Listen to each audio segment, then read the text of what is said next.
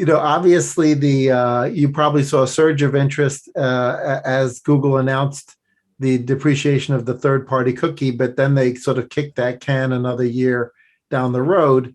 Um, did you see a little bit of a slowdown of interest, or was that sufficient to sort of catalyze everyone thinking about the power of context as a replacement for behavior? Everyone got very, very comfortable with behavior because it's longitudinal, not just within one page load, but it sort of works across multiple page loads. But that's going to go away to a great extent. And do you feel like you still have an education job of your own to sort of let people know, like, hey, you've gotten sort of perhaps overly accustomed to these behavioral data sets. You better start thinking contextually now. Yeah, I think, Kevin, that's it was really interesting seeing that. Well, there was news, I think it was in March, saying we are definitely moving ahead. And then in June, it was like, oh, we're going to delay the sandbox privacy. And so, but the reaction from a lot of advertisers, including, I think, Johnny Halverson over at Mondelez was, he was pissed. And a lot of advertisers, I think, had already made significant initiatives to move forward on using a different identity than the cookie. So I think that momentum is still there.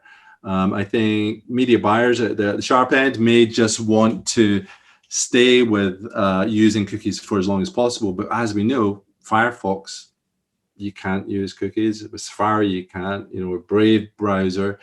And of course, Safari with iOS and removal of IDFAs. So it's already limiting the cookie pool. And I think to the point you were saying about audience, I love this quote by Howard Gossage. He was like the David Ogilvy of advertising in San Francisco. And he says, when advertising talks about the audience, it doesn't mean its audience. It means somebody else is gathered there to watch or read something else.